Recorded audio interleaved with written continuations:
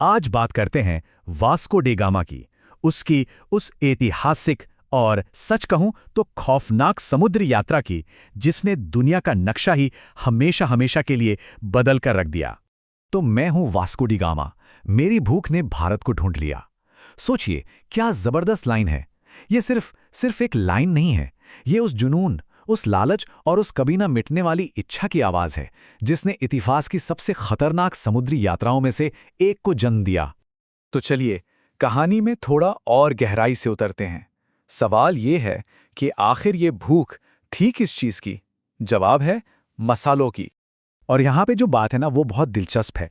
ये दो दुनियाओं के फर्क की कहानी है। सोचिए, एक तरफ है 15वीं सदी का यूरोप, जहां सर्द रातें हैं और खाने में है बेस्वाद कई कई दिनों से रखा हुआ मांस। अब इस खाने को सड़ने से बचाने और उसमें थोड़ा जायका डालने के लिए उन्हें किसी जादुई चीज की जरूरत थी। और दूसरी तरफ था हमारा भारत, मसालों का वो खजाना जो सचमुच सोने के भाव बिकता था। मतलब यूरोप के लिए भारत पहुंचना सिर्फ स्वाद का मामला नहीं था, ये बेशुमार दौलत का दरवाजा खोलने जैसा था। लेकिन एक बहुत बड़ी दीवार थी रास्ते में। हुआ ये कि भारत और यूरोप के बीच मसालों के पूरे व्यापार पर अरब व्यापारियों का कब्जा था। वो भारत से सस्ते में मसाले खरीदते और यूरोप में जाकर मनमानी मुंहमांगी कीमत पर बेचते थे। और ये जो मोनोपोली थी ना, ये पुर्तगाल और स्पेन जैसे यूरोपीय देशों को अंदर ही अंदर खाई जा रही थी। तो फिर सवाल खड़ा हुआ, एक बहुत बड़ा सवाल, अगर जमीन का रास्ता बंद है तो दूसरा रास्ता क्या है? और जवाब था समंदर। एक अनजान, खौफनाक और ऐसा समंदर जिसका कोई अंत ही न दिखाई देता हो।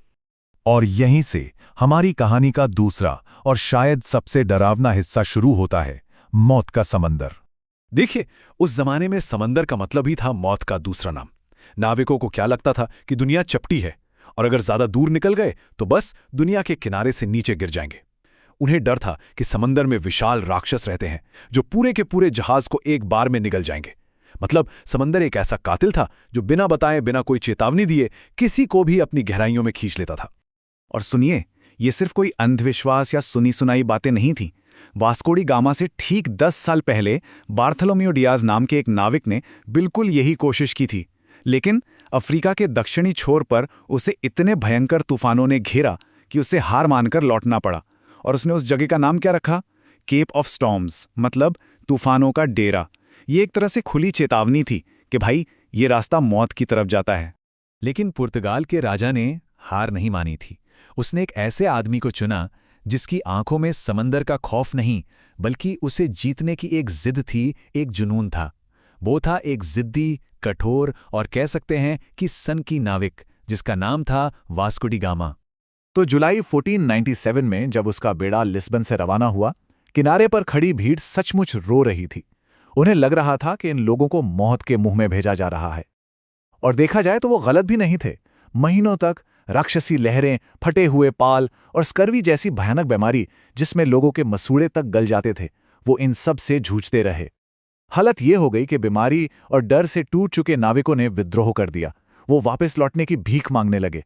लेकिन डी गामा, उसने तूफानों के उसी अड्डे को पार किया और आखिरकार मई 1498 में वो भारत के कालीकट तट पर पहुंच ही गया।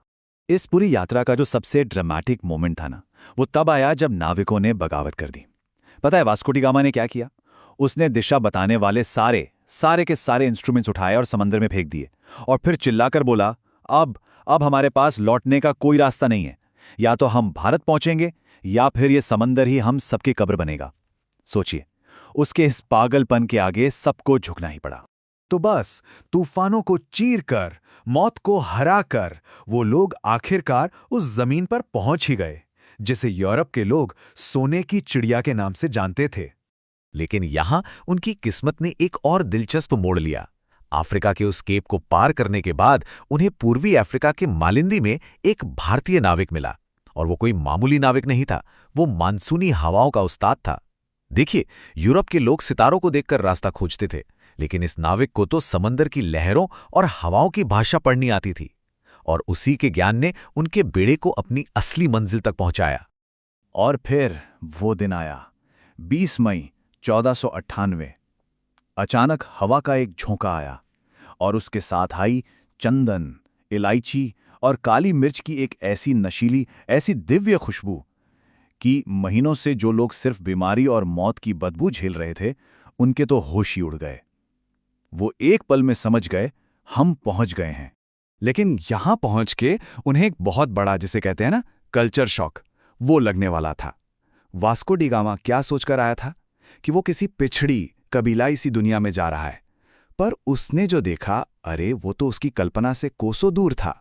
कालीकट उस समय का एक शानदार अमीर महानगर था, दुनिया भर के व्यापार का एक जगमगाता हुआ सेंटर।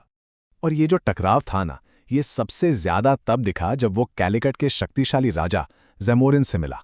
अब जरा तस्वीर देखिए। एक तरफ है ज़ेमोरिन, जो सोने और हीरो से लदे हुए हैं, और दूसरी तरफ है वास्को डी गामा, महीनों की यात्रा के बाद फटे पुराने गंदे कपड़ों में। और तोहफे में क्या लेकर आया था? कुछ ऊनी टोपियां, पीतल के बर्तन और थोड़ा सा शहद। अब ये देखकर ज़ेमोरिन के दरबारी अपनी हंसी ही नहीं रोक पाए। क्यों? क्योंकि ऐसे तोहफे तो वहां के मामूली व्यापारी भी एक दूसरे को नहीं दिया करते थे। खैर, ज़ेमोरिन ने अपनी भारतीय मेहमान नवाजी दिखाई और उन्हें व्यापार करने की इजाजत दे दी। लेकिन उन्हें क्या पता था कि वास्को डी गामा ने अनजाने में मसालों के व्यापार का नहीं, बल्कि एक आफत का पिटारा खोल दिया था। जब वास्को डी गामा मसालों का वो पहला जखीरा लेकर वापस पुर्तगाल पहुंचा ना, तो जो हुआ, उसने सबकी आंखें खुली की खुली रख दीं। यात्रा का सारा खर्च निकालने के बाद भी उसे पता है कितना मुनाफा हुआ? पूरे 64 गुना, 64 टाइम्स। ये एक ऐसा खजाना था जिसके बारे में यूरोप ने कभी सपने में भी नहीं सोचा था। बस फिर क्या था? ये खबर पूरे यूरोप में जंगल की आग की तरह फैल गई। राज अब राज नहीं रहा था। सबको पता चल गया कि बेशुमार दौलत के खजाने तक पहुंचने का समुद्री रास्ता मिल चुका है। और इसके बाद जो हुआ, उसने इतिहास का रुख ही मोड़ दिया। समझिए कि जैसे बाढ़ के दरवाजे खुल गए हों। पहले आए पुर्तगाली, उन्होंने अपनी तोपों के दम पर व्यापार की चौकियों को किलों में बदलना शुरू कर दिया। फिर उन्हें चुनौती देने के लिए डच्चा धमके। फिर फ्रांसीसी भी इस होड़ में कूद पड़े। और सबसे आखिर में आए सबसे शातिर खिलाड़ी, अंग्रेजों की ईस्ट इंडिया कंपनी।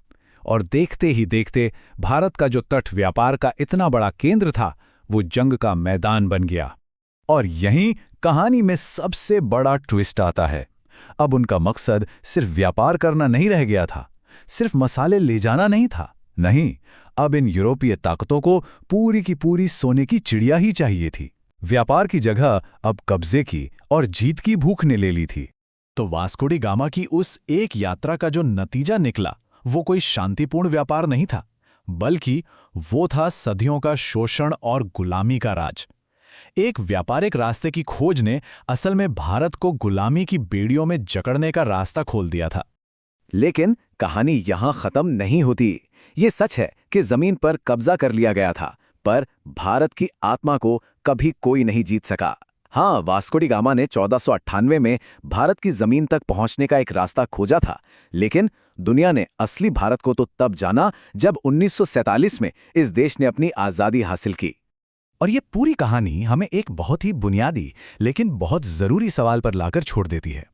सवाल यह है कि क्या कोई ऐसी जगह जो पहले से ही एक इतनी अमीर और जीती जागती सभ्यता हो, उसे वाकई खोजा जा सकता है? सोचने वाली बात है।